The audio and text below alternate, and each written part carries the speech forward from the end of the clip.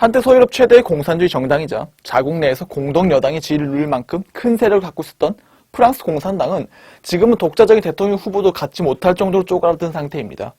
이곳을 거쳐간 수많은 정치인들이 있었지만 그 중에서 오늘까지 기억되는 이름은 단 한 사람을 제외한다면 전무한 실정이죠.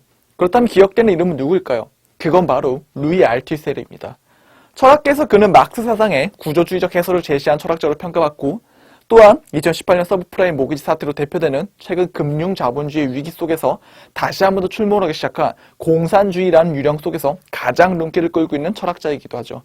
많은 현대 철학자들이 알투세르의 이론을 비판적으로 수용하거나 꽤나 늦은 정면 대결을 선언하기도 합니다. 하지만 긍정이든 부정이든 간에 어떤 식으로든 알투세르라는 이름이 부단히 회자되고 있는 것이죠. 그렇지만 정작 알투세르 본인은 1948년 10월 프랑스 공산당에 가입하고부터 1980년 정신착란으로 아내를 목졸라 살해하면서 사회로부터 완전히 유폐당하기까지 프랑스 공산당 내에서 철저히 외면받은 삶을 살아왔습니다. 물론 그 외면의 철저함으로 인해서 오히려 유명세를 타게 되는 그런 역설이 발생하기도 했습니다만 좌우지간 알투세르는 프랑스 공산당 내에서 암묵적인 기록 말살형에 처해진 존재처럼 여겨졌습니다. 그렇지만 그는 죽을 때까지 당적을 유지했습니다. 또한 그는 직급상으로도 프랑스 공산당의 중앙에 진입한 적도 없습니다. 파리 고등사범학교 직장세포의 서기 역할이 고작이었죠. 즉 평생토록 평당원으로 남았습니다. 여기에 대해 알투세르는 스스로 이렇게 밝힌 바 있죠. 저는 여러 해 동안 저희 세포의 서기였습니다. 하지만 저는 절대로 더 높은 자리로 올라가지는 않았습니다. 물론 이것이 당시 알투세르가 유명하지 않았다는 뜻은 아닙니다. 도리어 학계에서 그의 이름은 굉장히 유명했습니다. 1970년 6월에 발표했던 기념비적인 논문 이데올로기와 이데올로기적 국가장치의 경우엔 오늘날까지도 사회 철학을 하는 사람들 중에서 안 읽은 사람을 찾기 힘들 정도로 당대의 뜨거운 논쟁을 일으켰던 논문입니다. 알투세르에게 지지를 표하던 비판을 하던 간에 그의 이름은 1960년대부터 80년대에 한 번도 끊이지 않고 호명됐습니다. 게다가 파리 고등사범학교라는 지적 상징성 역시도 결코 무시될 수 없는 권위를 발휘했고요. 그렇지만 그럼에도 불구하고 프랑스 공산당 내에서 알투세르라는 이름은 철저하게 무시됐습니다. 이게 어느 정도였냐면 알투세르의 주요 저작들은 지금도 프랑스의 대표적인 좌파 출판사이자 프랑스 공산당의 출판사이기도 한 에디소시앙 소시알이 아니라 다른 출판사를 통해서 출판되어야만 했을 정도입니다. 제 기억이 맞는다면 알투세르 저작은 아마 프랑스와 마스페로 출판사에서 출판됐을 겁니다. 아마. 프랑스 공산당에서 왜 이렇게 알투세르를 미워했을까? 여러 이유들이 있겠지만 가장 큰 건 알투세르가 교조화된 막스주의를 붕괴시켰기 때문입니다.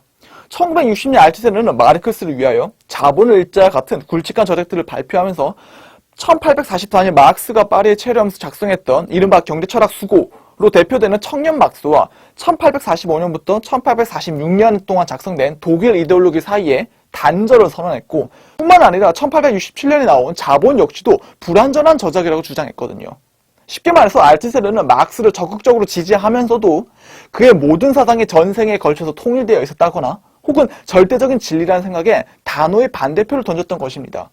이런 알투세르의 태제는 비단 프랑스 공산당뿐만 아니라 국제 공산주의 그룹들 내에 큰 파장을 일으켰고 이것은 당시 프랑스 공산당을 거머쥐고 있던 소위 정통 막스주의자 내에서는 절대로 받아들일 수 없는 거였습니다.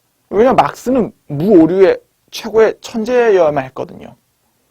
그렇지만 앞서 말했던 알투세르는 당대 프랑스 지식계의 큰 이름들 중 하나였고 또한 파문을 하려고 했다가 이론적 대결을 불사에 헤맸기 때문에 프랑스 공산당 입장에서는 마음대로 쫓아낼 수도 없는 노릇이었습니다. 그래서 당 내에서 그의 이론을 무시하고 고립시키는 전략을 썼던 것입니다. 어렵사리 발표하거나 출간한 저작에 대해서 아무런 논평도 달아주지 않았고 정치적 영향력을 행사할 수 있는 장소에서의 그 어떠한 발언권도 주지 않았습니다.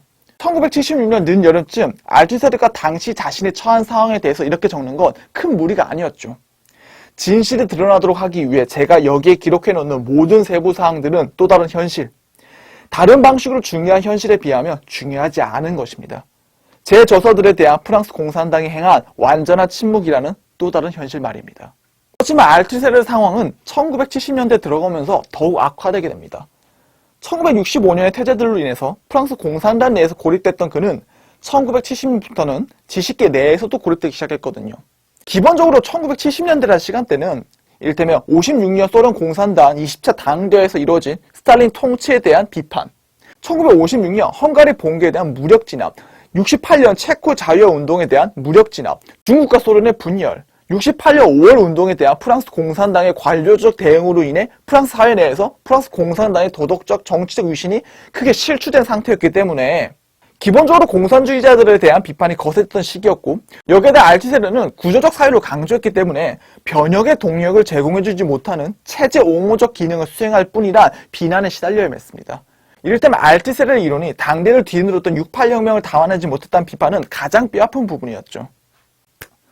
아마 나중에 다른 자리에서 다룰 기회가 있을 것 같은데, 알투세르가 68혁명에 대해서 갖는 입장은 굉장히 미묘합니다, 여러분.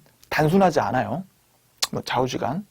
이때를 기점으로 자본의 일자에 같이 참여했던 자크 랑시에르 같은 제자들이 알투세르와의 결별을 공개 선언하기까지 했죠. 즉 알투세르는 안팎으로 완전히 고립됐던 것입니다. 그러니까 1980년에 알투세르가 극심한 우울증과 정신착란으로 막 아내를 목 졸라 죽이는 그런 극단적인 사고가 벌어지기까지 굉장히 많은 맥락, 환경이 이미 축적되고 있었던 것입니다. 이런 맥락 속에서 1976년 알투세르가 본인이 본인을 인터뷰하는 형식의 상상 인터뷰를 했던 것을 이해해 볼 수 있습니다. 그쯤에서 그의 이름은 비판과 비난을 위해서 호명되기만 할 뿐 변론의 기회는 주어지지도 않았고, 누군가가 인터뷰를 해줄 리도 만무했거든요. 참고로 검은소로가 이름 붙여진 이 상상 인터뷰 역시도 미출과 원고로 남겨졌던 관계로 사후로도 한참 시간이 흐른 2018년이나 돼서야 세상에 알려지게 됐답니다. 그래서 알투세르가 검은소의 본문이 시작되기 전에 먼저 인용해놓은 막스의 이론은 진리이기 때문에 전능하다, 공산주의자는 절대로 혼자가 아니다 라는 레닌의 경구는 참으로 서글픕니다. 또한 우리는 여기서 알투세르의 본인의 육성을 통해서 당대 그에게 쏟아졌던 손가락질이 어떤 것이었는지 읽으면서 할 말을 잊어버리게 됩니다. 그 고통을 조금이라도 느껴보기 위해서 두 문단을 제가 한번 통째로 인용해 보도록 하겠습니다. 하지만 동시에 저에 반대하여 수많은 출판물, 잡지, 저작들에서 놀랍도록 가혹한 거대한 비판이 사방에서 쏟아져 나왔습니다. 저를 샤르트레와 동일성사에 놓았던 저자, 상상자 마르크스주의에서 단호하게 저를 비난하는 영광을 선사했던 레몽 아론 같은 부르주아 이데올로그들, 스페인과 남아메리카의 반동적인 가톨릭 신학자들, 좌우를 막론한 사민주의자들, 잡지 인간과 사회는 프랑스에서의 공격에서 그 아연실색해하는 집요함, 끊임없이 몇 년에 걸쳐 저를 비판하는 그 집요함으로 특히나 두드러졌습니다. 현대지에 진지하기도 하고 히스테릭하기도 한 몇몇 동조자들과 같이 약간의 혁명적인 뿌띠부르주아들, 자신들의 신문과 잡지에서의, 그리고 그들의 저서인 알투세르의 반대하에서의 트로츠키주의자들, 그리고 좌익주의자들, 예를 들어 예전에 자본의 일자에서 저와 함께 작업을 했던 정치적 혼란스러움이 있음에도 흥미로운 지점이 없지 않은 알투세르의 교훈의 자크 랑시에르, 동일한 언급을 할 수 있을 저서의 저자 알랭 바디우. 저는 사회주의 국가를 포함하여 세계 전체에서 지배적인 부르주아 철학의 이데올로기, 즉 신논리실증주의자들의 대표자들에게도 치명적인 공격을 받았습니다. 저는 매우 광범했던 불명예스러운 비난이었던 구조주의적이라고도, 또는 도그마적이라고도, 또는 신스탈린주의적이라고도, 또는 실증주의적이라고도, 또는 기능주의적이라고도, 또는 겉으로는 자유를 중시한 척하는 모습으로 모든 사람들을 속이기 위해 프랑스 공산당에 매수되었다고도 간주되었습니다.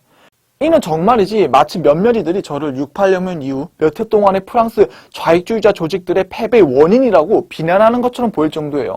저는 과장하고 있는 것이 아닙니다. 이탈리아의 몇몇 마오주의자들은 마오 주석의 사당이 그의 몇몇 정식에서 실용주의와 도덕주의적 색채를 띠고 있다고 감히 비판했다면서 저를 비난했습니다. 이러저러한 이유로 인해 이 비난을 잊지 못했던 사람들은 이러한 비난이 가지고 있었던 폭력성과 증오가 어떠했었는지 상상할 수 없습니다. 정말 무시무시했죠. 알투세르는 문자 그대로 집중 포화를 맞았던 겁니다. 물론 여기에 적힌 당대의 수많은 비판들 중에서 상당수는 오늘날 충분히 반박됐거나 철회된 것들입니다. 이를테면 알투세르가 신스탈린주의자라는 말도 안 되는 비난은 오늘날 아무도 던지지 않거든요. 또한 미출과 원고들이 발굴되면서 알투세르를 단순한 구조주의자로 분류하지도 않습니다. 그렇지만 알투세르가 스스로 인터뷰를 해야만 했을 만큼 고립됐던 저 시절엔 전혀 그렇지 않았습니다.